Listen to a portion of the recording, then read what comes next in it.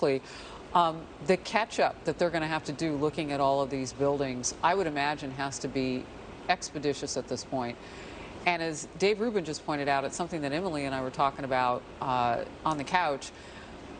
You can have all the rules and the codes, but you have to have enforcement behind them. And I liken that to where we are with the defund the police conversation. It's like, yeah, you can have all these laws, but law enforcement without police doesn't really count. Kennedy?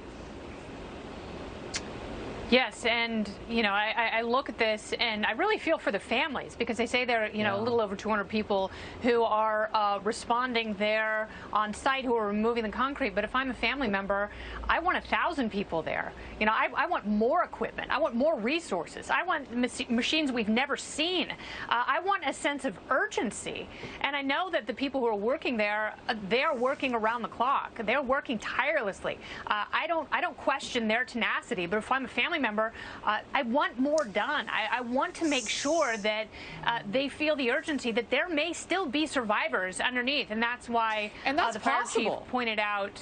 I mean, we've covered enough that there of was these a woman in stories Bangladesh who survived after 17 days. This isn't exactly 17. This is not hope against hope at every turn. This is hope backed up by faith, backed up by facts, that people could, but even the Israeli contingent of the crews has said this week that they think this is going slowly. I mean, when you get the experts who do this for a living, and as a heart dedication, I should probably say more exactly, when you're there, I mean, they're doing everything they possibly can.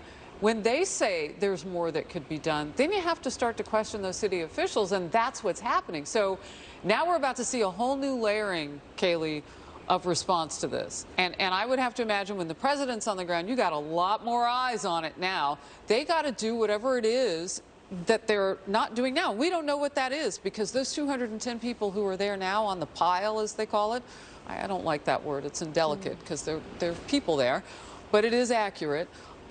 Maybe they need help and have expressed it. We don't know. We're not inside the circle. Yeah, we know that there are 72 local police departments on the ground. They're working 12-hour shifts. They're working around inclement weather. There have been fires that have been breaking out. They're moving inch by inch, doing everything they can. You sense some frustration in that fire rescuer's voice, as the fire chief's voice, about all that they're doing. They're working around the clock, but I know if you have a relative and they're missing, you want the work 10 times harder, because you don't know. Maybe your relative's there. We know a little girl was discovered 8 days later in the wake of an earthquake in Haiti.